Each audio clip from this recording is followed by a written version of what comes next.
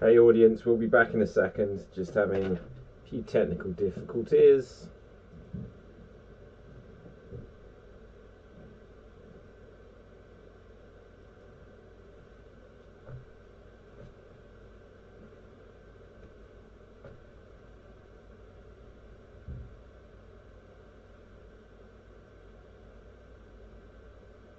He's an author, Kurt Vonnegut. Kurt Vonnegut created a alien race called the Tralfamadorians, and they can see time.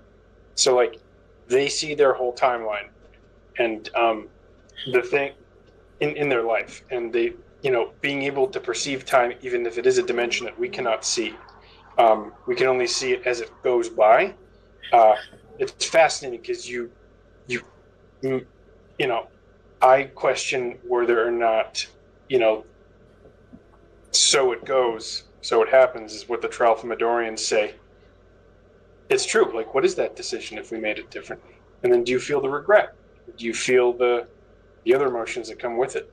And it's basically, using the multiverse as a crutch to connect different characters, like you talked about, Cap, and focusing on the story of those characters. I think that's difficult to do. I like how Spider-Man did it. I think Spider-Man did a great job of bringing in other these creative elements from the previous Spider-Man movies, and it created like a sense of nostalgia, which was awesome. I didn't like Multiverse of Madness. I thought it was a little too explorative and Yeah. Maybe we didn't need anything because, we didn't have that much investment in Strange either. Strange only had one movie, and the other movie that it appeared in, it was like a background character. So we don't know enough about him, or we don't not that invested in him to see his evil version. Do you know what? Others, yeah. Let me come on to that for a second. So a couple of points. Firstly, on what you'd said, Tim, about how they did it with Spider-Man. One of the things that's interesting in that is that they're all meant to be Peter Parker. They never, and they touched on this in WandaVision before. They said, "Oh, but you're not really Quicksilver. You're Ralph Boner." They never really discussed why the different versions look different. As audience, we'll accept it because we just want to see the different actors come together. With Doctor Strange, there's so much that they did wrong. I had just queued it up. I'm going to bring up our shield, unless my internet's going weird tonight, guys. I do apologise. But let's have a look at this sequence. We've spoke about it a few times on the show. This is the sequence where they fall through the multiverse.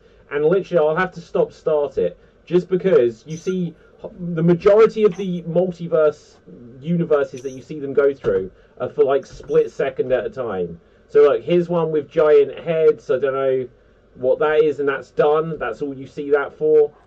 Look, and again, there's an ice one. There's one with giant wasps. You see that for a second.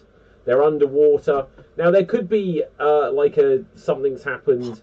A meteor's hit the Earth. It's raised the sea level, and that explains that one. But you can see that, okay, some of the fish somehow fell through time as well. Not through time, through the multiverse. Now, we've got one with flying cars. Maybe there was never a mass extinction event. Runner. Well, no, what I was going to say is you could go, using the time theory and say, well, whatever we got up to when we had the pyramids, what was if we never had where we ended up back in the Dark Ages and we just kept progressing from that point? Because then perhaps we would be living in a futuristic time. But then soon enough, there's ones with giant skeletons everywhere. Dinosaurs are still there. This one, I think they've got a hard thing to justify, because even if there was something that made the world look different, Strange looks different. And it's what changes so that he's now become a cartoon? It's just for the sake of it. And they're going to do the most offensive case of this in a moment. Look, he's dead. What's happened in this universe that means he can survive that? He's dead, but it's going to get worse. There you go. It's this is just for the sake of it. Okay, so I can explain this. This is just Sam Raimi. One thing is body horror bullshit in to the movie. Yeah, but that doesn't. That explains why they did it in the film. There is no storyline reason that can explain how come they survived this, or how that's even possible. Okay, go on, Cap. Okay, I can actually give you an explanation on this one, because in the first movie, when the Ancient One gave him a glimpse of the things that he didn't, Strange doesn't understand, from like again, they already talked about the multiverse in Doctor Strange 1, where it's like Dormammu exists in another dimension, which is another universe. And she gave him a little preview. Maybe you can show that in the clip, David, without the sound. He just glimpses all the different ways the universe works and multiverses in general. They kind of did that in the first film.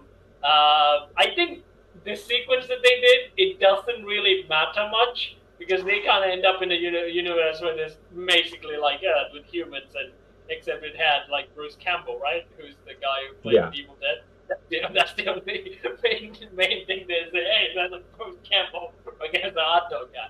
So no matter how freak show stuff that they do, they're not really creative enough to actually explore that stuff. I think the only stuff that I've seen who explored it was TMNT, where they went to different sort of turtle universes. They actually go to a black and white thing, David. Okay. There's just like, if you want to see where they've actually explored it, then let me just find this, guys, because this is important. Oh no, it's gonna be sliders. Right. Okay. Allow me, Cap. You've got to watch this. Look, I can say that there were 5 seasons of Sliders. The first 2 are some of the best television ever made. After that, they just kind of lost the way. They were trying to do like monsters and stuff like that. But the first 2 seasons are all intelligent, and everything is, what if at some point in the past this had happened rather than this? What would it mean? So in the first episode, they end up in a world and they're expecting to see a statue of Abraham Lincoln, and they're like, no, it's Lenin, and like the Russians have taken over America, and it's a real like, wow, the history could have gone this way if other things had happened. They land on another like world, and there are still dinosaurs that are now being protected in a conservation park. They never died out. They land in another world, and there's like, they just happen to be in a world where there's like, they'd never invented penicillin, and so it's like people are dying of this virus that can be easily resolved. There's another one where they go there, and it's more of a what if than a difference in history. But well, except for you could justify it's different in history. A meteorite is coming to the Earth, and they're like, this is the end of the world. And they're like, well, why don't you blow it up with a nuke? They're like, there was no, what do you mean a nuke? And it turns out that the Manhattan Project wasn't approved. Sliders does the multiverse in the absolute best way it's ever been done. And they... TMNT did the same. Okay, fair enough. We're all going to have our own favorite multiverses. Like, my one's different to yours. Okay, what's yours, Dev?